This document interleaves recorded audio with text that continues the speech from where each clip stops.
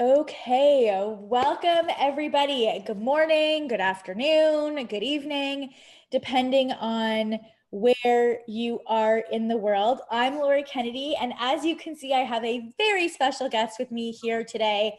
We're going to be talking about a sort of kind of different way to use your signature program and also how to leverage your past work experience. There's a lot of people who are thinking about the WBA, wanting to enroll, that work full time, that have past corporate backgrounds or work experience, that you're like, maybe like, how can I leverage this? So that's what we're going to be talking about today. I have the amazing Loukia here with me. She's going to share her story and how she's utilized her signature program and her brand and her past work experience to really start to gain momentum with her business. So, Lukia, why don't you just start off by sharing who you are and what you do? Hi, good morning, Lori. As you said, my name is Loukia, and I'm a stress reduction specialist. So my clients are working professionals who are exhausted mentally and physically, and due to chronic stress. So I teach them a methodology to help them fight that constant fatigue and exhaustion they're feeling so that they can have more mental clarity, more energy, and feel in control of their mind and body. Amazing. And yeah, go ahead, continue. Yep. So I left 2 years ago. Saturday will be my 2-year anniversary of walking out of my 20-year career. So the first 5 years out of school, I was in banking and finance, and then I went into education where I became a high school teacher. And the last 5 years, I was a school administrator. So similar to any management or leadership role in a company, you're dealing with large staff, budgets, community stakeholders, things like that. So stress had really gotten the best of me. At one point, I had to take a leave of absence for work, from work, just because I had no healthy coping strategies other than eating cheese fries and shopping to make myself feel better. So got into some financial debt, and the weight, of course, was out of control. So, I had my own sort of transformation, as most of us in this field do, and realized that at the core of everything, my weight gain, my aches and pains, it was all due to chronic stress, about 10 years of that sort of type of environment. And so how did you, so what was the tipping point? If you can think back to 2 years ago, what did that decision look and feel like for you that led you to quit your job? Well, the day I left, I took a selfie in the parking lot and drove to the nearest bar and celebrated. It was kind of the honeymoon period for a while, but the decision felt liberating. I remember making the decision in the summer of 2015, and I wanted to quit like that day. And my older sister, who's more practical, is like, maybe you should save some money for the next year. And so I did. But even knowing that year that I was transitioning out, I didn't tell anybody at work for a while. It just felt liberating. I was also a yoga instructor. And so while I was still in school, I was studying to be a yoga instructor. So I had some skill when I left. And so that obviously helped, build my capacity to start that transition. But it felt liberating. I've been out of college 26 years, and I've been working on someone else's schedule, and yes, the school schedule can be fun because you have summers off, but once you become a school administrator, you don't. So then I was like, what did I do to myself? I don't even have summers off anymore. And I just felt a greater calling and purpose. I lost my mom unexpectedly 4 years ago, and that kind of caused another reflection. I lost my dad when I was 23, and they were immigrants and, really started a life here for themselves and never got a chance to really enjoy it, right? And I thought, I'm not going to do that. I'm not going to wait till I get my almighty pension that may or may not be there based on the state's finances, and just take my chances, because I have one life to live. And I knew I could use my teaching background and my administrative background in a way that would help me help others in a different capacity. Did you have a plan? Like, I remember when I made my plan, like I remember so vividly, like sitting in the bed and like thinking, this can't be my life. Like, as wonderful as my life was, my nutrition practice was there and it was growing, and I had these 2 babies, and it was like, fine. You know what I mean? Like, it was this like, I lived in a beautiful house in the suburbs and blah, blah, blah. Mm-hmm. And then I was like, this can't be it. Like, this can't be my life. Yeah. And I honestly had no idea what those next steps looked like for me. Mhm. I just knew that this wasn't it. Yeah.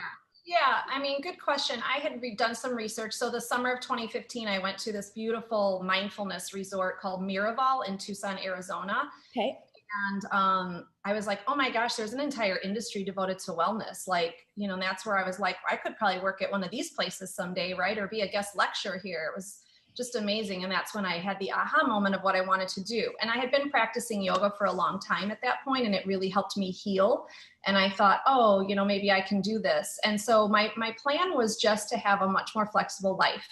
If I wanted to, you know, move out of Illinois and, you know, coach from a beach chair somewhere, that was kind of my vision. So I didn't have a business plan. I had a year's worth of savings, which was amazing for me because I've always struggled with money. So I thought, wow, if I really put my mind to it all these years, I probably could have had a mansion at this point, but that's beside the point. When I was driven to finally make that change, I knew what I needed to do. And so I just knew, kind of like you, Lori, I just knew like I was dying a slow death in that desk. I was listening to complaints. I also oversaw discipline. So like if that's not enough to drive anybody to yoga, I don't know what is. So I just thought I can't come in every day. And as soon as I get in the door, it's problem after problem after problem. I was good at what I did. People told me I was good at what I did, but it doesn't mean I liked it.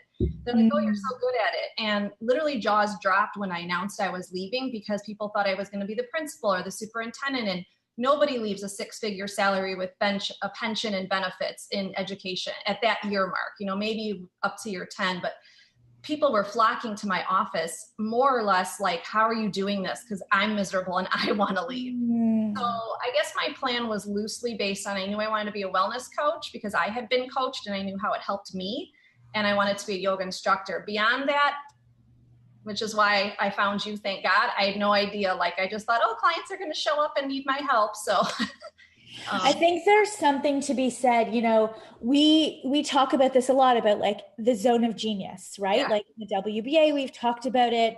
We, you know, that's what we're working towards, is automating the things that we need to automate right, so that you can be mostly in your zone of genius, which for most people is coaching. It's right, not writing emails, it's not writing a sales page, like it's not doing that right, stuff, right. right? It's doing that stuff one time, making sure it works and converts so that you have the energy to free up. But I think there's something, I really appreciate what you said, like just because you were good at your job and just because, you know, the money and the pension, you said like you were dying a slow death. And look, like not everyone is going to quit their jobs. Right. Most people, which is why I love our leader in transformation community, because we are not most people, Yeah. right? Like we are not most Yeah. people. Most people would have stayed and been Right. miserable. Yeah, I've gotten countless emails, even the school board members who reached out to me saying most people talk about living their dreams, but nobody does it. And I'm not going to sugarcoat it and say it's been easy financially at all.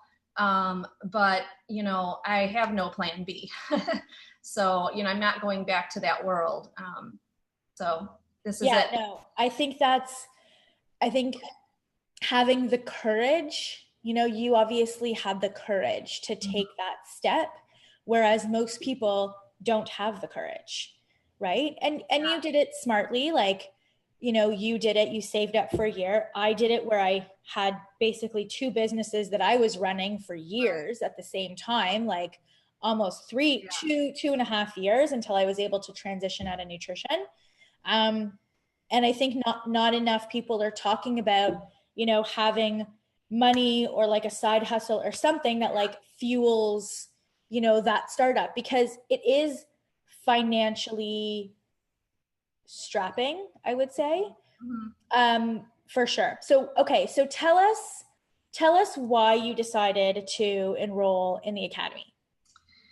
Well, I've been doing a lot of spaghetti throwing and I was wasting a lot of perfectly good pasta and I love my carbs. So, no, I just, you know, like I was doing general wellness programs and wondering why people weren't signing up, you know.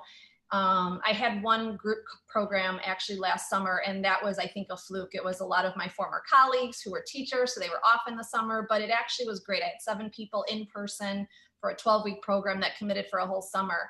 And so I thought, well, this is it. This is my jam. This is going to work. And then I tried running a fall one and a spring one and nothing, like crickets. Because like who can come for an hour on a weeknight when you have children and busy lives? I think the summer was a unique thing. So, everything happens for a reason. It sharpened my skills, but they don't teach you anything in coaching school about how to get clients. I'm just thinking they're going to come and I'm going to post on Facebook and everyone knows I took this huge leap in my transformation. Of course, they're going to want to work with me. And, the more I started listening to you, I was like, I don't have a business plan. I don't even know I have a business. Oh my goodness. I mean, my company is actually S incorporated in Illinois. Like I actually have a business and I file business taxes, didn't have a plan. So, I did your 5-day free program. I'm not even sure how I found you. I think it was through an ad. So good job. Yep. I was like, oh my gosh, I have all this mental clarity in one 5-day program, like more than I've done anything in any other program or paid group I've been in. And I thought, well, if I can come this far in 5 days for free, I wonder what the paid content and support is like.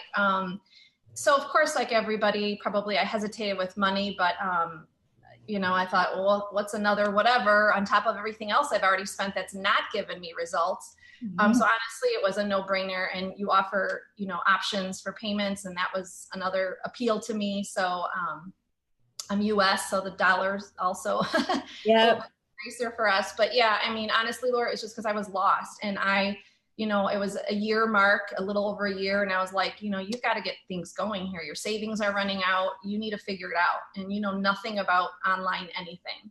So yeah, definitely. No, definitely. Okay, so let's talk about what your signature program is and how you've used your background in teaching to leverage getting your name out there and just gaining experience. I'm really proud of my program. I know it'll, like you said, have many iterations, but right now I'm pretty proud of it. And I think my background in creating curriculum helps when I create programs because I'm used to that work. But it's called Reduce Stress with Rest. And R stands for recharge, E is for eating well, S is for sleeping well, and T is for time management. It's 8 weeks long. Each of those letters has 2 components. So for the recharge, it's mind and body. For the eating, it's nutrition and hydration. For the sleep, it's sleep routine and technology and sleep. And then the T is time management, which includes your typical time management approach, but also boundaries and mindset. And oddly enough, I was doing corporate yoga. So, the first year was just doing yoga. And then I thought, why don't I talk to them about like all the other things I do? So I started getting booked for different lunch and learns, from mindfulness to breathing to meditation. And then I started pitching this stress program. And I'm using it like a lead magnet in person, right? It's like a live lunch and learn. And I get the most amazing responses from people who email me afterwards saying how I'm so open and vulnerable. And I have like all these before and after pictures that are horrendous, but I show them anyway, talking about how stress manifested for me as exhaustion and also physical weight gain. And so I've been using it in the corporate sector. And then just yesterday, leveraging my education background, there's a big focus on wellness care for teachers. So definitely for students, they're talking about that in the classroom. But if the teacher's burnt out and exhausted, you can't really be a great teacher. So I went to the University of Illinois, which is a top-ranked, national university, nationally ranked, and presented a breakout session there yesterday. And so again, got email addresses from, the teachers, hoping there's decision makers that were also in the audience, like superintendents or principals who want to then use this program in school. So I feel like my corporate yoga has helped me leverage that angle because they're all stressed in the corporate world, and then teachers are all stressed. So it's been kind of interesting how those two worlds have started to bridge for me. Yeah, that's amazing. And I think it's always so interesting to me how people, the different sort of angles that people take, right? Because I think at least for me, when I was in school, which was a long time ago, granted, like it was in 2006, which is 12 years ago, which is insane. No other option was ever discussed other than seeing clients on a one-to-one basis. Right. Yeah. There was no other opportunities. There was no other examples. And we have loads of people in the WBA who may or may not ever work with a client on a one-to-one basis, right? Like you're going in and you're doing corporate work. We have other people who run, membership sites, right? They don't work with clients one-on-one, right? Like we have other people who tomorrow night, Beth is coming on and she has a podcast. Yeah. And she's monetizing that way. Like, I think it's just so amazing to hear examples from people who are, not necessarily staying in the box. And that's not to say that you won't ever have one-on-one clients. You might use this as a service package. Probably not. If you're going to go this route, then it's probably going to be in groups, in school situations, right? Where you're running it for teachers, online, offline, whatever, right? But you might never have a traditional sort of, as it was taught to you in school, a traditional like one-on-one client. Yeah. And I have them now because I need to feed the dog and pay the rent. Like I like to say. Got it. Fair. And I have had them and I don't discount that, but the thing that WBA did for me is it gave me the opportunity to do all of it. I think like I only had known the one-to-one, and a lot of people in my coaching program who I'm, in touch with, I think they think that this online is taboo or it's not how we were taught. It's not building relationships. And I have just as much personal relationship with online. I've done some online paid programs as well through Facebook groups. Like I don't feel any less connected to those people than I do when I see a person at Panera Bread for a session or, like, until I had come to Toronto to meet you, like in my head, we're BFFs. Like, so, I felt that way. So I feel like what the WBA has done for me is given me an idea of what I could do beyond the one-to-one. And it's all a menu of services, right? If people want to, because the way I'm going to price the program is if they do want the one-to-one coaching and they want so many sessions, that'll be, extra, right? But, it's funny because, as coaches, we're taught like, you're not supposed to give them the answers. You're supposed to let them find their way. And that's fine. I think they still find their way even with the methodology, but eventually all of them need what I'm teaching them. Every single one comes back to that on their own. I'm just speeding up the process a little bit. Right. Yeah. So, yeah. No. And I think that's really true too. It's like, it's so interesting to me having been like a health practitioner full time. Like I've never had a corporate job. I've never been in a corporate environment. I got my first personal training certification in 1999 from the YMCA. And then I went and I did CamFit Pro and I worked throughout university as a trainer. And then I traveled around the world and I was a waitress / trainer in like random gyms and at home, like private training to these like rich people in Australia. And then I came home and I worked for a fitness center for a year. And then I went and did my RHN designation and I'd been a nutritionist. Like that was sort of, that's what I did. And now having had that, 7-year full-time experience, plus obviously dealing with the hundreds of people we have, it's like, there's such a disconnect between the way that we were all taught, with no disrespect to the schools, but in terms of what we are taught versus what works in the real world to actually get clients to comply and do the work. And the reality is nobody has time to meet in person or even, talk on the phone sometimes. Like getting people, I get so many phone calls or emails or texts like, can we push it back to 9? Can we push it back? And it's like, I'm exhausted by 9 o'clock. I started with a 6 a.m. yoga class. Like I am not my best self coaching you at 9 p.m. It's just not happen. And so, some of the online groups I've done, I've turned those into paying one-to-one clients, right? So, I never thought that would happen, but they see what you have to offer, much like I'm following your lead here, right? And they, they're like, oh, I really want to work with this person. So it just, the possibilities are endless. I'm just really hoping the corporate angle continues to, pay off because that's where the money is, and reality is I need money like everybody else to live. So as much as I love this and it's a desire of mine to continue in this work to make the world a better place, one person at a time, I need to make a living out of it. So one-to-one was not going to do it for me.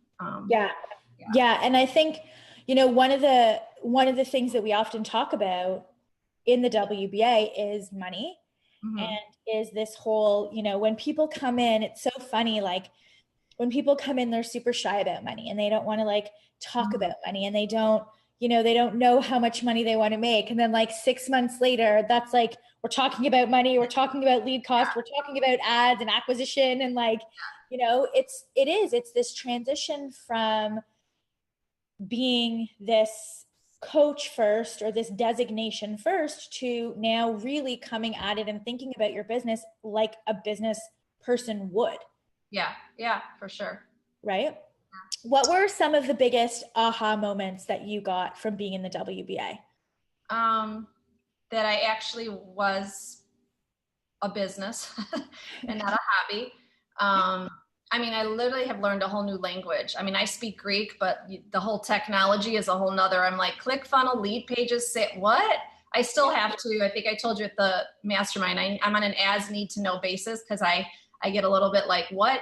So just the language, the whole world out there of what online sales is, and then I've always had a bad relationship with money. I'm very open about that. I've written about it. I escaped bankruptcy, but at one point that was a possibility. So like I've come from the depths of like the worst credit score and the most debt a single person could have. So like your first module on mindset, when it came to money, I literally was like, whoa, I got to put this away and come back to it. And then you had us set a goal for what we wanted to earn, 3 years from now. And I like, that was a scary number on paper, but so it's taught me a lot about myself. Like, I think being an entrepreneur and walking away from a paycheck that you've always had is taken every ounce out of me that I ever thought, I had and more, it's very highs and very lows, and just learning to ride that storm are life lessons, not just business lessons.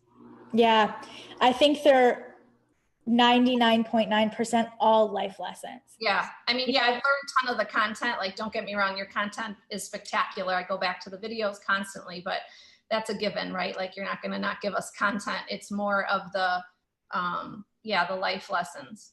That's, I think, that's the hardest part because, like, until you go through it, I can't explain what it's like.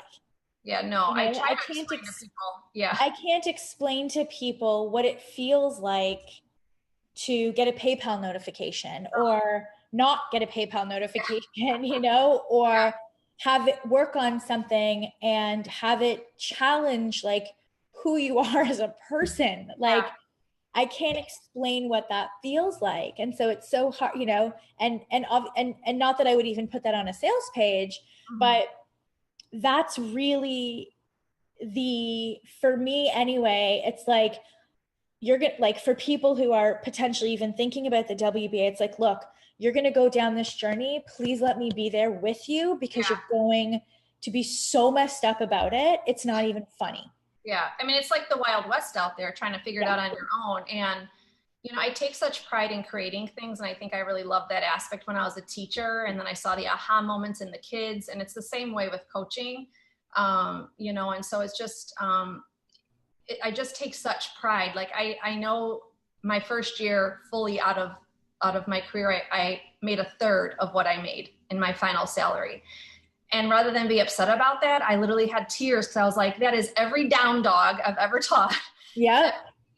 Every late night coaching call, every go to a wellness fair hoping to get a client. And that's all me, and yes, I was working before and got a paycheck for it, but I was leading someone else's plans and policies, right? It wasn't me. So I wasn't upset about that salary at all. I was like, holy shit, I did that all on my own.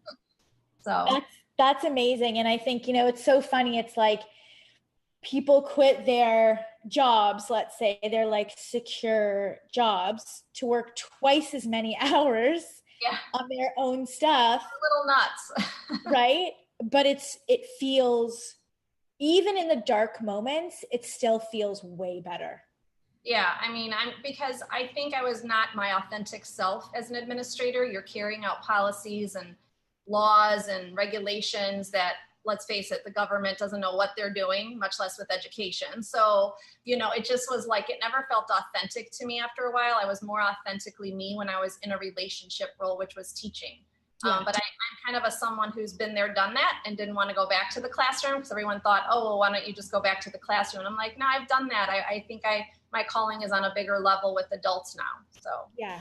yeah. Amazing. Well, it's so fun to watch you, and you Thanks, Laura. provide such good support in the community for everybody else. And so thank you for everything that you contribute, and just, an example of just how you're making it work, like these little small sort of imperfect Yeah, action steps every day at a time, yeah. like just gives you the momentum to keep moving forward. So It literally is all imperfect action, and it's only way to learn. yeah. So yeah, Amazing. yeah. Amazing. Amazing. Well, thank you so much for chatting with Thanks, me Lori. today. And for those of you, I hope that this was helpful for you to see what it sort of the behind the scenes, like what it really looks like, how you can leverage your background, sort of, what success looks like in your first year or two of startup. The WBA closes for enrollment on Saturday, June 30th at 9 p.m. And we will talk to you all later. Have a good day, Bye. Thanks, everybody. Lori. Bye bye. Bye.